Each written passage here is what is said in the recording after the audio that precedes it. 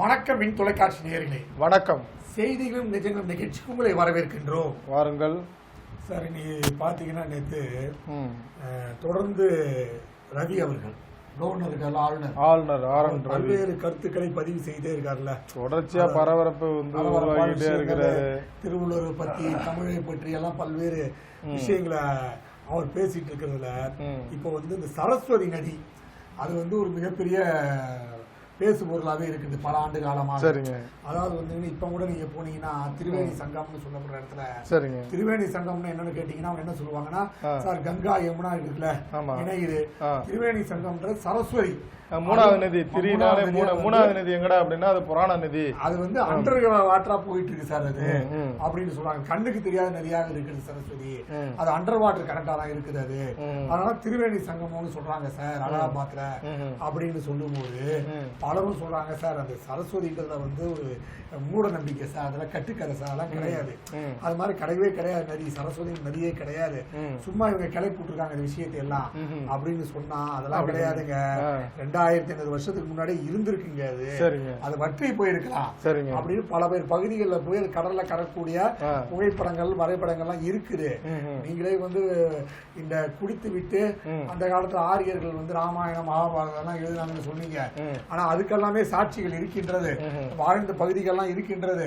அதனால எதுவுமே கட்டுக்கதை கிடையாது, எல்லாமே நடந்த நிகழ்வுகள் அப்படின்னு ரவி அவர்கள் பேசியிருக்கிறார். அதோட இல்லைங்க, அதுல என்ன சொல்றாரு அப்படின்னு பாத்தீங்கன்னா பல்வேறு விவகாரங்களை எடுத்து இது பண்ணிருக்காங்க. என்ன அப்படின்னு பாத்தீங்கன்னா இந்த சரஸ்வதி நதியை பத்தி நிறைய சொல்லியிருக்காங்க அப்படின்னு சொல்லிட்டு, சரஸ்வதி சோம்நாத் அருகில் கடலில் கலப்பதை காளிதாசர் தன்னுடைய குமார சம்பவம் அந்த நூலில் எழுதி உள்ளார் அப்படின்னு சொல்லிட்டு, அப்புறம் அதே மாதிரி மகாபாரதத்துல கிருஷ்ணன் அவரோட கிருஷ்ணன் அண்ணன் சரஸ்வதி நதிக்கரையில் வாழ்ந்தது குறிப்பிடப்பட்டுள்ளது அப்படின்லாம் நிறைய தகவல் இருக்கு. அதோட என்ன அப்படின்னு பாத்தீங்கன்னா இததான் என்ன அப்படின்னா அமெரிக்காவோட அந்த இது இருக்கு, நாசா இருக்குங்கல்ல, அதுவும் நாசாவின் செயற்கைக்கோள் படமும் ஏற்கனவே அங்க சரஸ்வதி நதி இருந்ததையும் உறுதிப்படுத்திருக்கு அப்படின்லாம் இவர் ஆளுநர் சொன்னாலும் கூட, நாங்க சும்மா இருந்தாலும் எங்களை சும்மா விட மாட்டீங்க அப்படின்னு சொல்லிட்டு எங்களை ஏயா வம்ப கிளப்புற அப்படின்னு சொல்லி திமுக ஒரு நினைத்திருந்தா கூட 2500 ஆண்டுகளுக்கு முன்பே வற்றி இருக்கலாம் அப்படின்னு சொல்லி கணிக்கப்படுதுன்னா நேற்றுக்கு சொல்லியிருக்காருங்க. அதோட என்ன அப்படின்னா என்ன இது அன்பா, இது அரசியல் பூமி இல்ல, இது அன்பால் நிறைந்த பூமி. அதனால நீங்க சும்மானாச்சும் ஏதாவது போற போக்குல ஏதாவது சொல்லிட்டு போக கூடாது. அதாவது நீங்க கட்டுக்கதைகளா எழுதிருக்கீங்க. ஐரோப்பாவில இருந்து வந்தவங்க சொன்னதெல்லாம் அந்த கட்டுக்கதைகள்லாம் நம்பி 2, 3, 4 தலைமுறைகளுக்கு மேல அவர்கள் சீரழித்து வைத்திருக்கிறீர்கள் அப்படின்னு சொல்லிட்டு, இது அதாவது இது நாகரிகங்கிறது தொல்லியல் துறை இந்த மாதிரியான இதெல்லாம் கடந்த கால வரலாறு அல்ல, இது வாழும் வரலாறு அப்படின்னு சொல்லிட்டு மகா கும்பமேளா நிகழ்வு எடுத்து காட்டுறாரு. என்ன அப்படின்னா தமிழகம் உள்ளிட்ட பல மாநிலங்கள்ல இருந்து 60 கோடிக்கு மேல மகா கும்பமேளா போய் இது பண்ணிருக்காங்க.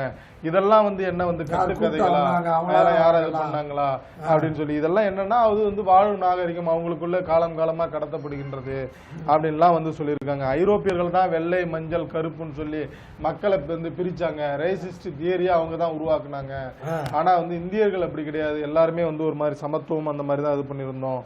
ஆரியம்னா எல்லாரையும் ஒருங்கிணைக்கிறது, எங்க இருந்தோ வந்தவங்கல்ல, அவங்க எங்க இருந்தவங்க தான் அப்படிங்கிறதுக்காக தான் அந்த சரஸ்வதி இதெல்லாம் கதையும் அவர் சொல்லிட்டு இருந்திருக்கிறாருங்க. அதெல்லாம் சொல்லியிருக்காரு.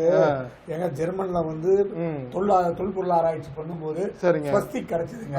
ஸ்வஸ்திக்னா இந்த இந்து மதம் சார்ந்த அந்த குறியீடு இருக்குல்ல, அந்த குறியீடு கிடைச்சதுன்னு சொல்றாரு. நாசிக்கோட அவங்களோட சின்னமாக பாத்தீங்கன்னா, ஹிட்லரோட சின்னமே பாத்தீங்கன்னா அந்த ஸ்வஸ்திக் தான் இருக்கிறது. அது என்ன சொல்லுவாங்க, அந்த ஸ்வஸ்திக் அவர் தலைகீழே போட்டிருந்தாரு, அதனாலதான் அவருக்கு அழிவுக்கு காரணமாக அமைஞ்சது. அந்த ஸ்வஸ்திக்கை சரியான முறையில் அவர் போட்டிருந்தாருன்னா, உபயோகப்படுத்திருந்தாருன்னா அவர் இன்னும் மேலும் வளர்ச்சி அடைஞ்சிருப்பாரு அப்படின்ற நிகழ்வுகள் நியூமராலஜி விஷயங்கள்லாம் சொல்லும் போது, அது மட்டும் இல்லைங்க, இந்தியா சுதந்திர போராட்டம் நடைபெற்று கூட அது குறைப்பதற்காக பல்வேறு வேலைகள் செய்து கொண்டிருந்தார்கள். முக்கியமான விஷயம் பார்த்தோம்னா, கார்ல் மார்க்ஸ் 20 கட்டுரைகள் எழுதியிருக்கிறாரு. அந்த 20 கட்டுரைகளும் இந்திய சுதந்திரத்தை பற்றி, இந்திய கலாச்சாரத்தை பற்றி, இந்திய நாட்டை பற்றியும் தவறான கருத்துக்களை பதிவு செய்யக்கூடிய 20 கட்டுரைகள் கட்டுக்கதைகளாக இருந்திருக்கு. அதெல்லாம் புறக்கணிக்கணும் அப்படின்னாரு. அதோட இல்ல, அதை பத்தின அவர் என்னென்ன தவறு இது பண்ணிருக்காரு, டிடி கோசாம்பி அப்படிங்கிறவரும் சொல்லியிருக்காரு அப்படின்லாம் சொல்லியிருக்காரு. அதோட ஒரு முக்கியமான ஒரு விஷயம் என்ன சொல்றாருன்னா அதாவது என்ன ஒளி எப்படி வந்து ஒருவருக்கு சொந்தம் இல்லை, அது எல்லாரையும் வந்து சென்றடையுமோ அதே மாதிரி இந்திய கலாச்சாரமும் அந்த மாதிரி தான், இந்திய வேதங்களும் அந்த மாதிரி தான். இது எல்லாருக்கும் சொந்தமானது, இது ஒருவருக்கும் சொந்தமானதல்ல அப்படின்னு சொல்லிட்டு இங்க உள்ள பூமி, நதி, மலைகள், மண், மரம் எப்படி எல்லாருக்கும் சொந்தமோ அதே மாதிரி தான் இங்க உள்ள வேதங்களும் அனைவருக்கும் சொந்தம். இது ஒரு சாரருக்கு மட்டும் சொந்தம் அல்ல அப்படின்னு சொல்லி வந்து சொன்னா எல்லாரும் ஒண்ணு கூடி வாங்க, ஒண்ணு கூடி இருங்க அப்படிங்கறதான் ஆளுநர் சொல்லியிருந்தாலும் கூட அதே கருத்தை தான் வந்து நேத்திக்கு முதலமைச்சரும் வந்து சொல்லியிருக்கிறாருங்க. எங்க அப்படின்னு பாத்தீங்கன்னா நாகப்பட்டினத்துல என்னன்னா வந்து நேத்திக்கு வந்து பல்வேறு அரசு நலத்திட்ட உதவிகள்லாம் அங்க தொடங்கி வைத்திருக்கிறாரு. கிட்டத்தட்ட வந்து என்னன்னா டெல்டா மாவட்டங்கள்ல வந்து வேலை வாய்ப்பு உருவாக்குற வகையில வந்து அங்க தொழிற்சாலைகள் உருவாக்கப்படும் எல்லாம் சொல்லியிருக்கிறாரு. அதுல பல கேள்விகள் இருந்தாலும் கூட வந்து என்ன அப்படின்னு பாத்தீங்கன்னா அதுல என்ன சொல்லியிருக்காருன்னா வந்து அனைத்து கட்சி கூட்டம் வந்து நாளை நடைபெறுகிறது, நாளை மறுநாள் நடைபெறுகிறது, மார்ச் 5 நடைபெறுகிறது. அந்த நாடாளுமன்ற மக்களவை தொகுதி வந்து மறுசீரமைப்பு தொடர்பாக நடக்குது. இது தமிழகத்தின் உரிமை பிரச்சனை, இதுல எல்லாரும் வந்து கட்சி மாச்சரியம் சார்ந்து வந்து கலந்துக்கணும். தமிழகம் அப்படிங்கிற அந்த உரிமை பிரச்சனை வந்து ஒன்று கூடி குரல் கொடுக்கணும், தமிழகத்தோட குரலை வந்து ஓங்கி பதிவு செய்ய வைக்கணும் அப்படின்னு சொல்லி இது பண்றாங்க. இதுல வந்து சிலர் வந்து வரமாட்டான் அப்படின்னு சொல்லியிருக்காங்க. அவங்கள்ட்ட நான் மக்கள் முன்னாடி நின்று கோரிக்கை வைக்கிறேன், நீங்க இந்த கட்சி கூட்டத்தில் அனைத்து கட்சி கூட்டத்தில் தவறாமல் கலந்து கொள்ள வேண்டும் அப்படின்னு சொல்லி கௌரவம் பார்க்காம வாங்க, இதுல அரசியல் எதுவும் இல்லை அப்படின்னு சொல்லி வந்து ஒரு புறம் அந்த விழாவில் ஒரு பகுதியாக இதை சொல்லி இருக்கிறாருங்க. அதோட வந்து நேற்றுக்கு பாத்தீங்கன்னா வந்து அந்த நலத்திட்ட உதவிகள் இது பண்ணும்போது மீனவர்கள் விவகாரத்தையும் எடுத்து வந்து பேசியிருக்கிறாரு. அதுல என்ன அப்படின்னு பாத்தீங்கன்னா வந்து என்ன நாகை மாவட்டத்துல வந்து மத நல்லிக்கணமா விளங்குது. இங்க நாகர்கள், அதாவது தமிழர்களுக்கு நாகர்கள்ங்கிற பேர் வரதுக்கு காரணமே நாகப்பட்டினம் மாவட்டம்னு ஒண்ணு இருக்குது. அதையும் அவர் சொல்லிட்டு என்ன அப்படின்னா அதாவது வந்து 2014 வந்து இதுக்கு முன்னாடி வந்து பேச்சுவார்த்தை நடந்துகிட்டு இருந்து கடந்த 10 ஆண்டுகளுக்கு மேலாக அங்க இலங்கை கடற்பெண்ணால் வந்து கைது செய்யப்படுறது சம்பந்தமா இப்ப பேச்சுவார்த்தை நிறுத்திட்டாங்க. அதனால அந்த பேச்சுவார்த்தையை மறுபடியும் தொடர்ந்து என்ன அப்படின்னு பாத்தீங்கன்னா அந்த கச்சத்தீவு ஒப்பந்தம் இருக்குல்ல அது மறுசீரமைக்கணும் அப்படிங்கிற மாதிரி வந்து புதிய ஒப்பந்தம் வந்து இது பண்ணணும். அதுல வந்து என்னன்னா அந்த புதிய ஒப்பந்தம் போட்டு வந்து அந்த வந்து மீனவர்கள் அங்க போய் மீன் பிடிக்கிறதுக்கும் அங்க வந்து சுதந்திரமா நடமாடுறதுக்கும் வந்து இது பண்ணணும். அதோட இலங்கை அரசு வந்து கொண்டு வந்து அந்த 2018 ஒரு சட்டத்தை வந்து கொண்டு வந்திருக்காங்க.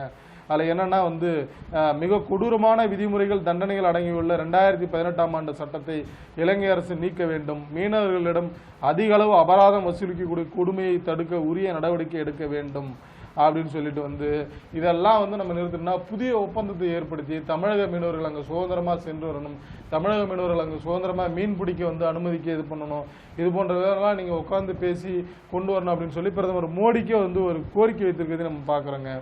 அதே மாதிரி பாத்தீங்கன்னா இன்னொரு விஷயம், அன்னை இல்லம், அதாவது சிவாஜி கணேசன் அவரோட அது வந்து இப்ப ஜப்திக்கு வந்துச்சாங்க.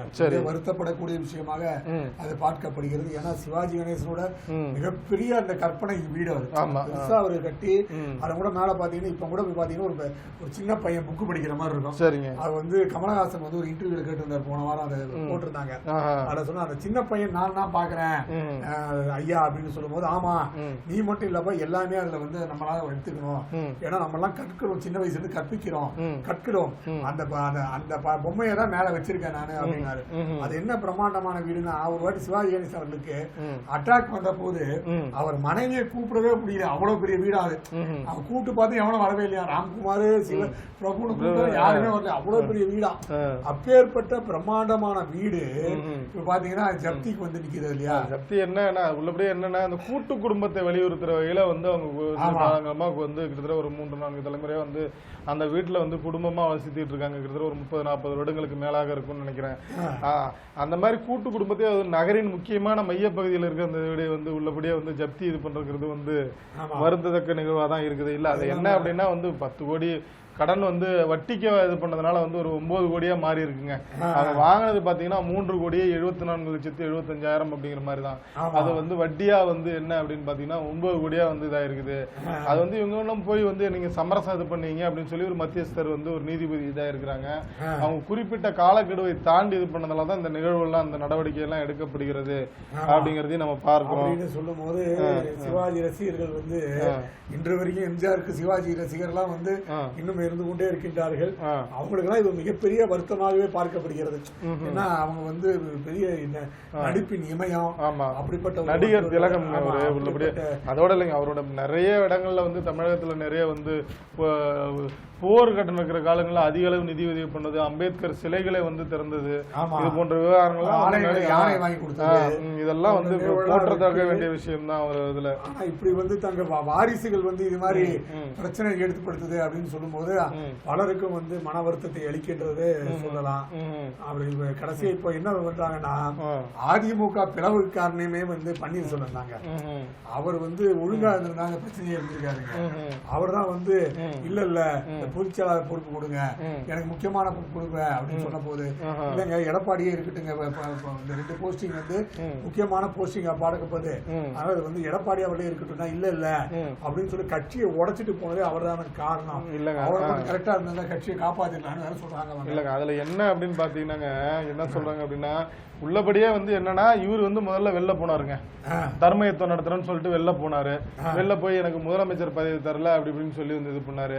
அதுக்கெல்லாம் என்ன ரீசன்னா, இவர் வந்து ஒரு முதலமைச்சர் ஆகி கொஞ்ச நாள்லயே வந்து ஒரு பாஜக பக்கம் சாய்ந்து விட்டாருன்னு சொல்லி ஒரு தகவல் இருந்ததுனால வந்து அதனாலதான் வந்து சசிகலா வந்து நீங்க முதலமைச்சர் பதவி வந்து ராஜினாமா பண்ணுங்க அப்படின்னு சொல்லி வந்து இது பண்ணதா ஒரு இருந்துச்சு. அதனாலதான் வந்து நள்ளிரவு நேரத்திலாம் இவங்க வந்து போய் வந்து முதலமைச்சரா பதவி ஏற்றாங்க. இவர் வந்து உடனே முதலமைச்சர் பதவியில இருந்து எடுத்த உடனே என்ன அப்படின்னா வந்து இவர் போய் தர்ம யுத்தம் நடத்தினாரு. தர்ம யுத்தம் நடத்தி வந்து அதிமுக 2ஆக பிளந்தார். அதன் பிறகு அவங்க வந்து சசிகலா வந்து அவங்க சிறைக்கு போன உடனே திருப்பி வந்து அதிமுகவில் வந்து இவர் இணையறாரு. இணையும் போது என்ன அப்படின்னு பாத்தீங்கன்னா, இவர் வந்து பொதுச் செயலாளருங்கிறது ஜெயலலிதா அம்மையாரோட தான் இருக்கணும், அதனால வந்து இந்த பொதுச் செயலாளர்ல யாரும் இருக்க வேண்டாம் அப்படின்னு சொல்லிட்டு தான் அவர் சொன்னதாலதான் இரட்டை தலைமையை வந்து உருவாக்கணும். அதாவது ஒருங்கிணைப்பாளர், இணை ஒருங்கிணைப்பாளர்னு. ஒருங்கிணைப்பாளரா அவரு OPS இருந்தாரு, இணை ஒருங்கிணைப்பாளர் எடப்பாடி பழனிசாமி இருந்தாங்க. அது இருந்தாலும் நாளடைவில் வந்து என்ன அப்படின்னா, அவர்களாவே கோஷ்டி மோதலுக்கு வழிவகுக்கிற மாதிரி இரு தரப்பை உருவாக்குற மாதிரி இருந்தது. முடிவெடுக்கிற சில விஷயங்கள்ல வந்து ரொம்ப தடுமாற்றங்கள் ஏற்பட்டு இருந்துச்சு. உடனுக்குடன் சில விஷயங்கள்ல நிர்வாக ரீதியா நடவடிக்கை எடுக்க முடியல. இருதரப்பு கோஷ்டிகளா வந்து அதிமுகவில் பிளவை ஏற்படுத்துகின்ற மாதிரி சென்று கொண்டு இருக்கிறது. அப்படிங்கிறதுனாலதான் வந்து என்ன அப்படின்னா, அதை வந்து மாற்றி பொதுச் செயலாளர் அப்படிங்கிற மாதிரி வந்து கொண்டு வந்து இது பண்ணிருந்தோம். அப்போதான் இல்ல பொதுச் செயலாளர் பதவி தனக்கு வேணும் அப்படின்னு, முதலமைச்சர் பதவியும் தனக்கு வேணும் அப்படிங்கிற மாதிரி இவர் கேட்பா இல்லை அப்படின்னு சொல்லி வந்து நாங்க எவ்வளவோ கெஞ்சி பார்த்தோம். முடியாது அப்படின்னு சொல்லிட்டு அவராதான் வெளில போனாரு. இப்பவும் ஒன்னும் பிரச்சனை இல்ல, பொதுச் செயலாளர் முதலமைச்சர் பதவி கேட்காமல் வேற எந்த வந்து ஜாயின் பண்ணுவீங்க. இதையெல்லாம் உணர்ந்துதான் கேட்கிறோம். அதிமுக ஒருங்கிணைக்கணும், அதிமுக ஒருங்கிணைந்தால்தான் வெற்றி சாத்தியம் அப்படிங்கறதுனாலதான் இதெல்லாம் நாங்க சொல்றோம் அப்படின்னு சொல்லி வந்து இவங்க அதிமுக தரப்புல இருந்து வந்து பழைய நிர்வாகிகள்லாம் வந்து ஆதங்கப்படுறதையும் வந்து தகவல் வந்து இருக்கிறது நம்ம பாக்குறோங்க. அதே நேரத்துல பாத்தீங்கன்னா, பாஜக கூட்டணிக்கு அடித்தளமா வேலுமணி அவரோட வீட்டு மகன் கல்யாணத்துக்கு போயிருக்காங்க. எல்முருகன், தமிழ் சவுந்தரராஜன், அண்ணாமலை எல்லாம் போனா, ஆனா போக வேண்டிய எடப்பாடி பழனிசாமி போலங்க. ஆனா அவங்க வீட்டுல இருந்து போயிருக்காங்கல்ல, வீட்டுல இருந்து போயிருக்காங்க, அவங்க பையன் போயிருக்காப்புல. அடுத்த வர்ற 10ஆம் தேதி வந்து கோவையில கொடிசியால வந்து ஒரு ரிசப்ஷன் நடத்த போறாங்க. சரிங்க, அது கட்சிக்காரர்களுக்கு மட்டும், கட்சிக்காரங்களுக்கு, கூட்டணி கட்சிக்காரங்களுக்கு அவங்களுக்கு நடத்த போறாங்களாம். அதுல பாஜக வருவாங்களா? அதுல பல்வேறு தரப்பினர், அதாவது செகண்ட் கிரேட் பார்ட்டியில இருக்கிறவங்க எல்லாம் வந்து கலந்து கொள்ளலாம், கூட்டணி கட்சியில கலந்து கொள்ளலாம், 2ஆம் கட்ட தலைவர்கள் அப்படின்னு சொல்லியிருக்காங்க. இப்ப இது என்னன்னா, என்னதான் இருந்தாலும் எடப்பாடியில கலந்துகிட்டு இருக்குங்க. இது கலந்துகிட்டு இருந்தா தானே ஒரு மரியாதை இருந்திருக்கும். அவர் இல்லாம போனது எவ்வளவு பெரிய விஷயம். இதே அந்த அம்மா இருந்திருந்தாங்கன்னா அவங்களே தாலி கொடுத்துருப்பாங்களே, எடுத்து தாலி எடுத்து கொடுத்துருக்கணுங்க. அவர் மிஸ் பண்ணிட்டாருங்க. பாருங்க, அண்ணாமலை எல்லாம் வந்து சேர்ந்திருக்காங்க, கலந்துகிட்டு இருந்திருக்காங்க. இவரையே இது பண்ணாரு, அவர் மனைவியும் மித்துனையும் அனுப்பிச்சு வச்சிருக்காரு. இது மிகப்பெரிய தவறுங்க அப்படின்னு சொன்னா. இல்ல 10ஆம் தேதி அவர் கலந்து பாருங்க அப்படின்னு சொன்னா, இருந்தாலும் ஒரு நிழலாக இருக்கு இந்த விஷயங்கள அப்படின்னு எல்லாம் சொல்லிக்கிறாங்க. ஏன்னா இப்ப பாத்தீங்கன்னா, சமீபத்துல பாத்தீங்கன்னா ஜி.கே. மணியோட பையன் கல்யாணம். சரிங்க, அதுலயும் ஒரு அரசியல் பார்க்கப்படும். விஜயோட மகன் எல்லாம் போனாங்க. அது திருமணங்கள் இப்ப அரசியலை ஏற்படுத்துகிறது. இந்த திருமணமும் ஒரு அரசியலை வந்து பார்க்கப்படுகிறது. அந்த காலத்துல பாத்தீங்கன்னா வந்து அவரு கலைஞர் இருக்கிற போது வந்து என்ன அப்படின்னா சென்டிமெண்டா சில திருமணங்கள்லாம் அது பண்ணுவாருங்க. இப்ப பிஜேபியில இருக்காருங்க VP துரைசாமி, அவரு வந்து இவர் எதிர்கட்சியா இருந்தாருன்னா அவர் வீட்டு ஃபங்க்ஷன் ஏதாவது இருந்ததுன்னா முதல்ல போய் நின்றுவாருங்க. என்ன அப்படின்னு பாத்தீங்கன்னா வந்து அவர் VP துரைசாமி இல்ல விழாவா இருக்கட்டும், இல்ல திருமண விழா ஏதோ ஒரு விழா அப்படின்னா அதை போய் கலந்துகிட்டு பேசினா அடுத்து வர தேர்தலில் வந்து நாங்க ஆட்சி அமைப்போம் அப்படிங்கிற ஒரு நம்பிக்கை அவருக்கு இருந்தா அதை வந்து மேடைகள்லயும் அவர் வெளிப்படுத்தி இருக்கிறாரு. அதையும் நம்ம பாக்குறோம். அந்த மாதிரி வந்து இப்பெல்லாம் திருமணங்கள் வந்து ஒரு அரசியல் விழாவா வந்து இரு மனங்கள் ஒன்றிணைந்த விழா வந்து இரு கட்சிகள் ஒன்றிணைந்த விழாவா மாறிட்டு இருக்குது. திருமணத்தை பெரிய அரசியலாவே செஞ்சுட்டு இருந்தாருங்க. சரி, குடும்பத்தை சேர்ந்த யாராவது திருமணம் வைங்களேன், ஆமா, அது அண்ணா அறிவாலயத்தில் நடைபெறும். சரிங்க, அதோட சேர்ந்து செயற்குழு பொதுக்குழு நடக்கும். திருமணத்தோட சேர்ந்து பொதுக்குழு செயற்குழு நடக்கும். கட்சிக்காரர்கள் கலந்துக்கலாம். சரிங்க, வாசல்லே வந்து நின்று கருணாநிதி வந்து அவர்கள் வந்து அந்த வரவேற்பாரா நாட்கையில வந்து வரவேற்று எல்லா கட்சிக்காரரையும் வாங்க அப்படின்பாரு. திருமணம் பிளஸ் செயற்குழு பொதுக்குழு அப்படிதான் வந்து அவர் அரசியல் நடத்துவாரு. அந்த திருமணத்தை தான் பல அரசியலுக்கு அவர் செயல்பட்டிருந்தாரு. பல விஷயங்களை சொல்வதற்கு திருமணங்களை உபயோகப்படுத்தினாரு.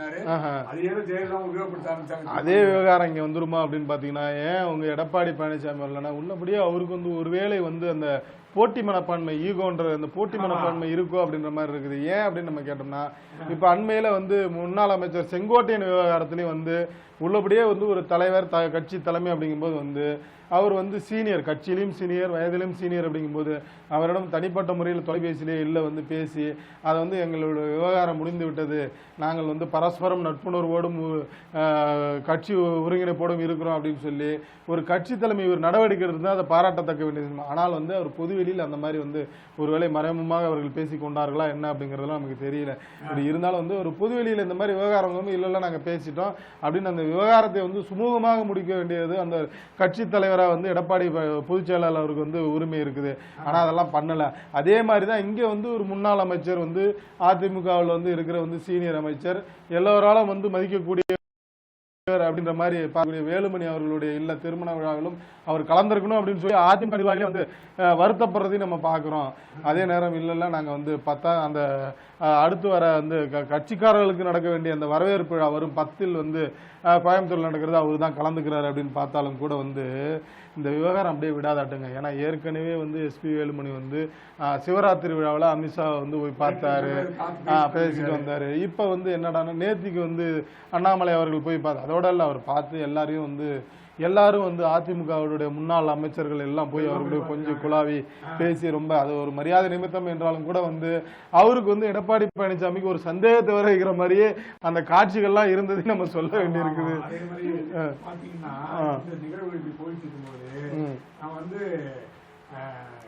சிதம்பரம் மற்றும் பீட்டர் ஏர்போர்ட்ஸ் வந்து கிரிஷ் சொட்டாங்கியரோட சந்திச்சிருக்காங்க. அது சொட்டாங்கி கிட்டாங்கி அவங்க பேர் அப்படி இருக்குது, அதான் போட முடியும். அவரை போய் சந்திச்சிருக்காங்களாம். ஏன்னா போயிட்டு இவங்க எல்லாம் பஞ்சாயத்து பண்ணாங்கல்ல, ஆமாங்க, மணி ஆமா நம்ம தாக்கூர் எல்லாம் போயிட்டு அதுல மாணிக்கம் தாக்கூர் தான் ரொம்ப வந்து தூக்கி ஆகணும் அப்படின்னு சொல்லிட்டு செல்வப்பிரதியை தூக்கி ஆகணும். கரெக்டா பிப்ரவரி மாசத்தோட 1 வருஷம் ஆகி போச்சு. அவர் ஒன்னும் செயல்பாடு சரியில்லை. அவர் தூக்கி அவங்க போய் கம்ப்ளைண்ட் பண்ணோம்னா அவர் வந்து வந்திருக்காரு. வந்தோன்னா கூட்டம் ஆலோசனை கூட்டம் நடத்திருக்காரு. சரி, எல்லாரை பத்தியும் பேசியிருக்காரு. பேசணும்னு பாத்தீங்கன்னா நேற்று வந்து சிதம்பரமும் பீட்டர் ஏர்போர்ட்ஸ் பார்த்து அவெல்லாம் தூக்க வேண்டாங்க, கொஞ்ச நாள் இருக்கட்டும் அப்புறம் பாத்துக்கலாம் சொல்றது வந்து கொஞ்சம் வந்து செல்வப்பிரதி கோஷ்டி கொஞ்சம் சந்தோஷம் அளித்திருக்கிறான், மகிழ்ச்சி அளித்திருக்கிறான். ஆனா கார்த்திக் சிதம்பரம் உட்பட 4 பேரு எம்பிகள் போய் அந்த இடத்துல திரும்பி பாக்கலையா, அவரை புறக்கணிச்சுட்டு எந்த விஷயத்தையும் பேசவே இல்லையா. அதனால ஏர்போர்ட்டுக்கு 2-3 பேர் தான் போயிருக்காங்க, யாரும் சந்திச்சு பேசவே இல்லையா.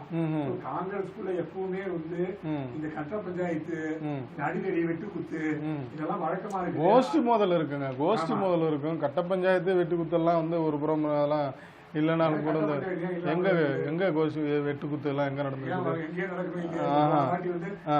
கட்சி கொடியை வந்து கம்பத்துல ஏத்துறான்னு சொல்லி கட்சிக்கார மாவட்ட தலைவரே வந்து போலீஸ் ஸ்டேஷன்ல கொண்டு போய் வைக்கிறீங்களாங்க. அது வந்து வழக்கு விவகாரங்க.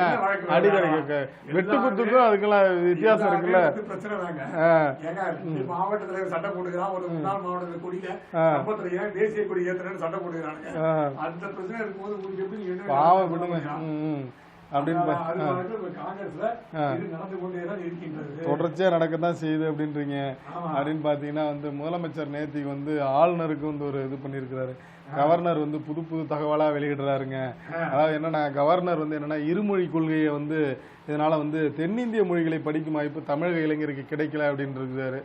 அதனால உடனே வந்து முதலமைச்சர் வந்து யாருகிட்ட போய் கதை விடுறீர்கள் அப்படிங்கிற மாதிரி வந்து ஏன் இந்த மாதிரி தமிழர்கள் எந்த மொழி மீதும் வந்து வெறுப்பு கிடையாதவங்க, எல்லா மொழியும் வந்து அவங்களுக்கு பிடித்தமான மொழி தான், ஆனா எதையும் திணிக்க கூடாது அப்படின்ற மாதிரி தான் வந்து இது பண்றாங்க. உள்ளபடியே என்ன அப்படின்னா அந்த கேள்விகளுக்கு இன்ன வரைக்கும் மத்திய அரசிடமிருந்து பதில். நேற்று நம்மளும் அதான் சொல்லியிருந்தோம். ஏன்னா வந்து வந்துன்னா எப்படி இத்தனை மாணவர்கள் இருக்கும்போது அத்தனை மாணவர்களும் தனித்தனி மொழிகளை படித்தால் அவர்களுக்கு எப்படி அந்த வசதி வாய்ப்புகள் எப்படி செய்து தருவீர்கள்? ஒருத்தர் வந்து கன்னடம் படிக்கிற, ஒருத்தர் கேரளம் படிக்கிற மாதிரி, மலையாளம் படிக்கிற பாரு, இன்னொருத்தர் ஹிந்தி படிக்கிற பாரு. இப்படி இருந்தால் வந்து அவர்களுக்கெல்லாம் அந்த வசதி வாய்ப்புகள் எப்படி ஏற்படுத்தி தருவீர்கள்? இல்லை அப்புறம் கடைசியாக வந்து இல்லை நாங்கள் வந்து எல்லாரும் அதனால பண்ண முடியல அப்படின்னு சொல்லி நீங்கள் ஹிந்தியை திணிச்சிருவீங்களா அப்படிங்கிற மாதிரி பொதுவான இருக்கிறவர்கள் கேட்குற கேள்விக்கும் இன்னும் பதில் வரல அப்படிங்கிற மாதிரி தான் வந்து நேற்று முதலமைச்சர் வந்து இது பண்ணியிருக்கிறாரு. அதனால வந்து இதெல்லாம் வந்து நீங்க பொருட்படுத்த வேண்டியதில்லை. தமிழகம் இருமொழி கொள்கையால் தென்னிந்திய மொழிகளை படிக்கும் வாய்ப்பு தமிழக இலைக்கு கிடைக்கவில்லை என கவர்னர் புதுச்சரடு விடுகிறார் அப்படின்னு சொல்லிட்டு நீங்க உங்க மாநிலம் மத்திய பிரதேசம், பீகார்ல வந்து பாஜக கூட்டணி ஆட்சி செய்யும் வட மாநிலங்களில் எத்தனை வட மாநில மொழிகளை பள்ளிகளில் கற்றுத் தருகின்றனர்? இந்த கேள்வியை நாங்க கேட்டா, ஆனா அதுல இருந்து இன்னும் உங்களுக்கு பதில் வரல அப்படின்ற மாதிரி வந்து ஒரு சொல்லி இருக்கிறாருங்க. அதே மாதிரி பாத்தீங்கன்னா இப்ப வந்து மண்டபத்துல இருந்து வெளில வராருங்க. முதல்ல வீட்டுல இருந்து வெளில வந்தாரு, அப்புறம் மண்டபத்துக்கு வந்தாரு. ஆமா, வெளியே வராங்க. பாத்தீங்கன்னா YMCA வந்து பனையூர்ல இருந்து நேரா ராயப்பேட்டைக்கு வராருங்க. அங்க வந்து இஃப்தார் விருந்தாங்க. ஏற்கனவே வந்து இவர் வந்து இஸ்லாமிய தீவிரவாதி மேல தாக்குதல் இருக்கு, அதனாலதான் எனக்கு ஓய்வு பிரிவு வேணும் அப்படின்னு கேட்டு இவர் வாங்கியிருக்காருங்க. இஸ்லாமியில கேவலப்படுத்துறாரு இவரு அப்படின்னு சொல்லி வன்னி அரசு இருக்காரு பாருங்க, அவர் ஒரு குற்றம் சாட்டி இருந்தாரு. அதனால அந்த குற்றம் சாட்டை வந்து சரி செய்ய வேண்டும் அப்படிலாம் சொல்லவே இல்லை. அவங்களா ஓய்வு பிரிவு தராங்க, அதுக்கு சம்பந்தம் கிடையாது அப்படின்னு சொல்றது மட்டும் இல்லாம அந்த இரு மாநிலம் முழுவதும் கொஞ்சம் சுற்றுப்பயணம் மேற்கொள்ளுங்க. தேர்தல் வருதுங்க, ஜனநாயக படத்தை மட்டும் நினைச்சிட்டு தான் எப்படிங்க? ஏப்ரல் மாசத்தோட ஜனநாயக படம் முடிய போகுது, பங்கோட முடிய போகுது. அக்டோபர் 14 ரிலீஸ் பண்றதா இருக்கு. நீங்க ஏப்ரல் மாதத்தோட ஒரு பகுதி எல்லாம் முடிஞ்சிருச்சுன்னா சும்மா இருக்க போறீங்க. ஏன்னா டப்பிங் கிப்பிங்கா முடிஞ்சிடும். அதான் நீங்க வெளியே வரலாம்ல, இப்பவே கொஞ்சம் வர ஆரம்பிச்சீங்கன்னா மக்கள் சந்திக்க தேர்தல் நேரத்துல கரெக்டா இருக்கும் அப்படின்றனால இப்போ அவர் வந்து ரம்ஜானுக்கு வர போறாரு. அவர்கிட்ட எல்லாரும் குள்ளா மாட்டீங்கன்னு அவரும் வந்து நோம்பு இருக்கு. இஸ்லாமிய பெருமக்களை பற்றியும் இஸ்லாமை நாங்கள் எப்படி காப்பாற்ற போறோம், பாசிசமும் பாயாசமும் எப்படி வந்து உங்களை ஏமாற்றுகிறது அப்படின்றத பத்தி தான் ஒரு பஞ்ச் டயலாக பேசுவாரு எதிர்பார்க்கப்படுதுங்க. உள்ளபடியா அது அவரோட இது பாசிசம் பாயாசங்கிறது, பாசிசம் வந்து என்ன பண்ணுச்சு, பாயாசம் என்ன பண்ணுச்சு அப்படிங்கறதெல்லாம் ஒரு விளக்குனா நல்லா தான் இருக்கும். நம்ம இஸ்லாமியர்களுக்கு யார் என்ன பண்ணாங்கன்னா அப்புறம் அவங்க தரப்புல இருந்து அவங்க சொல்லுவாங்கல்ல, மத்திய அரசு தரப்புல இருந்து நாங்க இஸ்லாமியர்களுக்கு என்ன செய்தோம், மாநில அரசு தரப்புல இருந்து இஸ்லாமியர்களுக்கு நாங்க என்ன செய்தோம், பார்த்தீர்களா அப்படின்லாம் அவங்க சொல்லுவாங்கல்ல. நல்ல விஷயம் தானே, வரட்டும் பார்க்கலாம் வந்து அப்படின்னு பார்த்தா இங்க ஒரு விவகாரம் விட்ட மாதிரியே தெரியலைங்க. வந்து நேத்திக்கு பாத்தீங்க அப்படின்னா வந்து நம்ம அண்ணன் வந்து சீமான் இருக்காருல்ல, அவரு விசாரணை, அவருக்கு மேல விதித்த வந்து விசாரணைக்கு வந்து சென்னை உயர்நீதிமன்றம் உத்தரவுக்கு வந்து உச்சநீதிமன்றம் இடைக்கால தடை விதித்துள்ளது. அப்படின்னா என்ன அப்படின்னு பாத்தீங்கன்னா, அந்த வழக்கை வந்து அந்த பாலியல் குற்றம் சாட்டப்பட்ட வழக்கு வந்து விரிவா அப்படின்னு சொல்லி இது பண்ணியிருந்தாங்கல்ல. அதுல வந்து என்ன அப்படின்னா, நேற்றுக்கு வந்து அந்த வழக்கு வந்து உச்சநீதிமன்றத்துல வந்து போயிருக்குங்க. அதுல என்ன அப்படின்னா, சீமான் தரப்புல இருந்து வந்து அவங்க பேசியிருக்காங்க. அதுல என்ன அப்படின்னா, 2 பேருக்கும் நட்பு இருந்தது உண்மைதான், உறவு இருந்தது உண்மைதான், ஆனா வந்து இருவரும் பேசி பிரிந்து விட்டனர். ஆமா, இதனால வந்து ஏற்கனவே வந்து அவங்க விஜயலட்சுமி வந்து அவங்க கொடுத்த புகார் எல்லாம் வந்து வாபஸ் வாங்கி இருக்கிறாங்க. இது வந்து வாபஸ் வாங்குறது அப்புறம் திருப்பி போறது வாபஸ் வாங்குறது இதே வாடிக்கையா வைத்திருக்கிறாங்க. இது 14 ஆண்டுகளுக்கு முன் நடந்த சம்பவம் அப்படின்னு சொல்லிட்டு வந்து நேற்றுக்கு வந்து உச்சநீதிமன்றத்திலிருந்து இவங்க தரப்பு நியாயத்தை வந்து வச்சிருக்கிறாங்க. சீமான் அவர்கள் தரப்பு, நாம் தமிழர் கட்சி ஒருங்கிணைப்பாளர் சீமான் தரப்பு வந்து இது பண்ணியிருக்காங்க. இந்த 2 தரப்பையும் கேட்ட இது பண்ணாருன்னா, கேட்ட உச்சநீதிமன்றம் என்ன சொல்லியிருக்கு அப்படின்னா, இந்த விவகாரத்தில் அதாவது எதிர்மனுதாரர் சீமான் அவர்கள் தரப்பு சொல்றதுலயே நியாயம் இருக்குல்ல அப்படின்னு சொல்லிட்டு வந்து அவருடைய கருத்தையும் கேட்க வேண்டும் அப்படின்னு சொல்லிட்டு, நீங்க வேணா முடிந்தால் விஜயலட்சுமிக்கு வந்து இழப்பீடு வழங்குங்கள், இழப்பீடு சம்பந்தமாக இருதரப்பையும் பேசி முடிவெடுத்துக் கொள்ள வேண்டும், அதற்கான ஒரு வாய்ப்பாக இந்த வழக்கு வந்து ஒத்திவைக்கப்படுகிறது. கூடவே வந்து 12 வாரத்துக்குள்ள இந்த விசாரணையை வந்து முடிக்க வேண்டும் என்ற அந்த சென்னை உயர்நீதிமன்ற உத்தரவுக்கு வந்து தடை விதித்து வந்து நேற்றுக்கு வந்து உச்சநீதிமன்றம் இது பண்ணிருக்குங்க. உள்ளபடியே பாத்தீங்க அப்படின்னா, அந்த நேற்றுக்கு வந்து சீமான் இது சம்பந்தமா பேசும்போது ரொம்ப ஆக்ரோஷமா பேசியிருந்தாரு. அதுலதான் வந்து நிறைய கட்சிகள்லாம் அவர் வந்து இது பண்ணியிருக்கிறார். என்ன அப்படின்னா வந்து அதுல வந்து கம்யூனிஸ்ட் கட்சி மாநில செயலாளர் வந்து சொல்லிட்டாராங்க பாலியல் குற்றவாளி அப்படின்னு சொல்லிட்டு. அதனால வந்து அவர் எப்படி சொல்லலாம், தமிழகத்துல எத்தனையோ விவகாரங்கள் வந்து பாலியல் தொடர்பான வந்து குற்றங்கள் தொடர்பான வந்து விவகாரங்கள் செய்திகள்லாம் வெளில வந்திருக்கு. அது சம்பந்தமாலாம் வந்து கம்யூனிஸ்ட் கட்சிகள் வந்து வாயை திறக்கல, இப்ப மட்டும் என்னை எப்படி வந்து உங்க பாலியல் குற்றவாளின்னு சொல்லலாம் அப்படின்னு சொல்லி வந்து கம்யூனிஸ்ட் கட்சியா இல்லைங்க, அது கார்பரேட்டா மாறிடுச்சு அப்படின்னு சொல்லி வந்து எதிர்க்கட்சியா வந்து எத்தனை தொகுதிகள் இடம்பெற்றிருக்க வேண்டிய கட்சி இன்னைக்கு வந்து 4-5ன்னு சொல்லி வந்து உட்காந்துருக்காங்க அப்படின்னு சொல்லி வந்து தோழர் ஜீவானந்தத்தோட முடிந்து விட்டது கம்யூனிஸ்ட் கட்சி, சங்கரையாவோட முடிஞ்சு போச்சு கம்யூனிஸ்ட் கட்சி, இப்பெல்லாம் கம்யூனிஸ்ட் கட்சி இல்லைங்க அது கார்பரேட் கட்சிங்க அப்படின்னு சொல்லி நேற்றுக்கு வந்து அந்த செய்தியாளர்கள் சந்திப்பில் இது பண்ணியிருக்காரு. அதோட இல்லை, அவர் வந்து இன்னமும் வந்து ஈவேரா வந்து விட மாட்டாருங்க. அதில் என்ன சொல்றாருன்னா, திருமணம் செய்யக்கூடாது என்பதுதான் ஈவேராவோட கோட்பாடு. அதில் என்னன்னா என்ஜாய்மெண்ட் வித் வந்து வித்தவுட் ரெஸ்பான்சிபிலிட்டின்னு சொன்னாரு. ஆனா வந்து இவங்க வந்து என்ன சென்னையில முழுக்க வந்து போஸ்டர் ஒட்டி என்ன வந்து விமர்சனம் செய்யறாங்க அப்படின்னு சொல்லி வந்து நீங்கெல்லாம் வந்து திமுக தீகா வந்து என்னை வந்து விமர்சனம் செய்ய தகுதியற்றவர்கள் அப்படின்னு சொல்லிட்டு திமுக என்ன சொல்றாரு அப்படின்னா, அதாவது வந்து என்னன்னா காதல்ல என்னங்க கள்ள காதல் நல்ல காதல், காதல்னாலே நல்ல காதல் தாங்க, அதுல கள்ள காதல்கள் இடம் இல்லை அப்படின்னு சொல்லிட்டு அதாவது கள்ள உறவை திருமணம் கடந்த உறவை என சொல்பவர்களும் இவர்கள் தான். அதன் பேர் வந்து இவர்களின் தலைவரின் தத்துவம் வந்து சந்திச்சிருக்கிறது அப்படின்னு சொல்லிட்டு என்ன அப்படின்னா, இவங்க முன்கூட்டியே வந்து எல்லாம் சொல்லியிருந்தாங்கல்ல, முன்ன வந்து திருமணத்திற்கும் அதாவது வந்து மனைவியார் துணைவியார் அப்படிலாம் சொல்லி இது பண்ணியிருந்தாங்கல்ல, அதெல்லாம் வந்து அவர் நோட் பண்ணி வந்து சொல்றாருங்க. அதனால நீங்க வந்து என்ன வந்து விமர்சனம் செய்வதற்கு எனக்கு வந்து நீங்க எல்லாம் விமர்சன தகுதி கிடையாது உங்களுக்கெல்லாம் அப்படின்னு சொல்லிட்டு இந்த விவகாரத்தில் அதாவது என்னன்னா இந்த பாலியல் வந்து இந்த விவகாரத்தில் வந்து சமரசம் பேச்சுக்கே உடன்பாடு இல்லை, உடன்பாடு செய்யறதுக்கு வாய்ப்பும் இல்லை, அதற்கான அவசியமும் இல்லை, நான் சட்டப்படி இதை வந்து எதிர்கொள்வேன் அப்படின்னு சொல்லி வந்து நேற்றுக்கு சீமான் சொல்லியிருக்காருங்க. உள்ளபடியே இதில் பார்த்தோம் அப்படின்னா வந்து இது வந்து என்ன ஆகுதுன்னா, அண்ணன் மீது எத்தனை அவதூறு வழக்குகள் போட்டாலும் வந்து நாங்கள் அதை சந்திப்போம் அப்படின்னு சொல்லி அவரோட தம்பிகள் சொன்னாலும் கூட வந்து அவர் வந்து சீமான் சொன்ன மாதிரியே வந்து ஏற்கனவே வந்து 15 ஆண்டுகளுக்கு முன் நடந்தவர். அவர் என்ன சொல்றாருன்னா, இத்தனை வருடமா என் தாய் தங்கை என் குடும்பத்தை பத்தி எல்லாம் வந்து ரொம்ப அவதூறா பேசுனாங்கல்ல, அப்ப நான் ஏதாவது பேசணும்னா அப்படின்னு சொல்லி வந்து அப்பெல்லாம் யாரும் கேள்வி கேட்க மாட்டேன்றீங்க, இப்ப மட்டும் வந்து ஏன் கேள்வி கேட்கறீங்க, இது திட்டமிடப்பட்ட சதி நாடகம் அப்படின்னு சொல்லி வந்து சீமான் சொல்லியிருக்காருங்க. உள்ளபடி அதை தான் வந்து பொது நோக்கர்களும் அதை தான் சொல்றாங்க. இத்தனை ஆண்டு காலமா ஏன் வந்து தேர்தல் நேரம் வந்தால் மட்டும் அவர் மீது இந்த வழக்குகள்லாம் வந்துகிட்டு இருக்குது, அதையும் தாண்டி தான் வந்து அவருடைய கட்சி வந்து வேகமா வளர்ந்துகிட்டு இருக்குது அப்படின்னு சொல்லி பொது நோக்கர்கள் சொல்லுவதையும் நம்ம ஏற்காமல் இருக்க முடியாது அப்படிங்கறத நம்ம கருத்தா இருக்குதுங்க. பாத்தீங்கன்னா காங்கிரஸ் யார்ட்டெல்லாம் போயிட்டு சண்டை வலிப்பாங்கன்னு ஒரு விவரமே இல்லாம வசதி இல்லாம போய் ரோஹித் சர்மாட்ட போயிட்டு சண்டை வலிச்சு வந்தாங்க.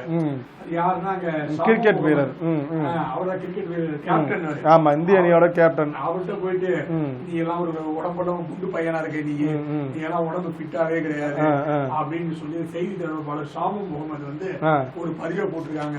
என்னங்க பண்றது, அவங்களுக்கு அரசியல் செய்யறது எதுவும் கிடைக்கல, அதனால வந்து விளையாட்டுக்குள்ள அப்படி பூந்து வராங்களா. கிரிக்கெட் ரசிகர்களையும் எதிர்த்துக்கிறாங்க. ஏன்னா பொது ஜனங்களை எதிர்ப்பதுல கிரிக்கெட் ரசிகர்களையும் எதிர்க்கக்கூடிய சூழ்நிலையை கொண்டு வந்துட்டீங்க. அதுக்கப்புறம் வந்து அவன் நீக்க சொல்லிட்டு அதை நீக்கி இருக்காங்களாம். ஏன்பா தேவையா இந்த விஷயம், நீங்க வந்து தோல்வி அடைஞ்சிருக்கீங்க, டெல்லியில வந்து உங்களால் வெற்றி பெறவே முடியல, ஹாட்ரிக் தோல்வி அடைஞ்சிருக்கீங்க, நீங்க ஏங்க கிரிக்கெட்டை வந்து இது பண்றீங்க, அதை பத்தி எல்லாம் பேசாம இதை பத்தி எல்லாம் நீங்க பேசிட்டு இருக்கீங்களே அப்படின்னு சொல்லி பாஜக இதான் சான்ஸ் வச்சு அதுல என்ன சொல்றாங்கன்னா, நீங்க தொடர்ச்சியா வந்து தோந்துகிட்டு இருக்கீங்க, நீங்க எல்லாம் வந்து உடல் தகுதியை பத்தி பேசலாமா, அவரு வந்து 2020 வந்து எல்லாம் வின் பண்ணி கொடுத்திருக்கிறாரு, அதெல்லாம் உங்களுக்கு வந்து திறமையா தெரியலையா அப்படின்னு சொல்லிட்டு உங்க விளையாட்டெல்லாம் உங்க அரசியலோட நிறுத்திங்க, விளையாட்டுல வந்து சேர்க்காதீங்க அப்படின்னு சொல்லி இவங்க ஒரு புறம் வந்து புகுந்து விளையாடுறாருங்க பிஜேபி தரப்புல இருந்து. பல்வேறு பாடங்களை பார்த்தோம். நாளை சந்திப்போம். நன்றி, வணக்கம். நன்றி, வணக்கம்.